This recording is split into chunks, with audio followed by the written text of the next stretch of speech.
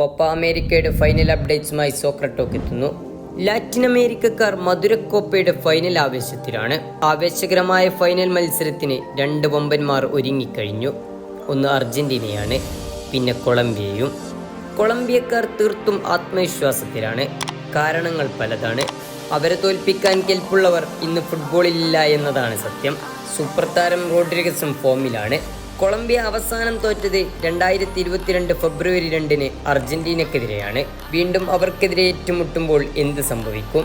അന്ന് അർജന്റീനക്കെതിരെ അവസാനമായി തോറ്റതിന് ശേഷം പിന്നീട് അങ്ങോട്ട് തോൽവികൾ എന്തെന്ന് അറിഞ്ഞിട്ട് പോലുമില്ല കൊളംബിയ. 28 മത്സരങ്ങൾ അൺബീറ്റൻ കുതിപ്പിലാണ് കൊളംബിയ ഇപ്പോൾ. എന്നാൽ അർജന്റീനയാവട്ടെ ഇതിഹാസങ്ങളുടെ പടിയിറക്കത്തിന് മാറ്റുകൂട്ടാൻ ഇറങ്ങുകയാണ്. ഏഞ്ചൽ ഡിമരി എന്ന അർജന്റീനക്കാരുടെ മാലാക ഈ കോപ്പയിൽ കൂടി ഉണ്ടാവൂ എന്ന നിരാശകരമായ വാർത്തയാണ് ഫുട്ബോൾ പ്രേമിയിൽ എത്തിയിരിക്കുന്നത്. അതെ, ഡിമരിയയ്ക്ക് ഈ ടൂർണമെന്റ് അവസാനത്തേതാണ്.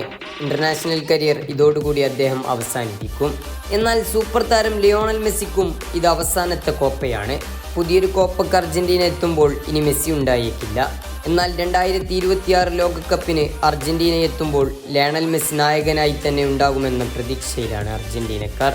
എന്നാൽ ഇവരുടെ എല്ലാം പടിയിറക്കം ഇത്ര മനോഹരമാക്കാൻ കഴിഞ്ഞത് ഇവർ കൂടെയുള്ളത് കൊണ്ടാണ്. ഒന്ന്, ലയണൽ സ്കലോണി എന്ന അർജന്റീനക്കാരുടെ പരിശീലകൻ. 2, ഗോൾ കീപ്പർ എമിലിയാനോ മാർട്ടിനസ്. അർജന്റീനയെ തോൽവിക്ക് വിട്ടുകൊടുക്കാതെ ലയണൽ സ്കലോണി എന്ന പരിശീലക തന്ത്രൻ. തോൽവിയുടെ സൂചനകൾ നൽകുന്ന അർജന്റീനക്കാർക്ക് രക്ഷകനായി എമിലിയാനോ മാർട്ടിനസും. കിരീടം വാരിക്കൂട്ടുന്ന അർജന്റീനക്കാർക്ക് ഈ കോപ്പ കൂടി നേടണം. കോപ്പ മോന്തിക്കൊടിക്കാൻ അർജന്റീനയും കോപ്പയിലെ ദാഹം മാറ്റാൻ കൊളംബിയയും ഫൈനലിനിറങ്ങാൻ പോവുകയാണ്. ആവേശത്തോടെ ഫുട്ബോൾ ലോകവും കോപ്പയിലേക്ക് കണ്ണ് നട്ടിരിക്കുകയാണ്. ഫുട്ബോളിൻ്റെ പുതിയ അപ്ഡേറ്റ്സുമായി സോക്കർ ടോക്ക് വീണ്ടും എത്തും.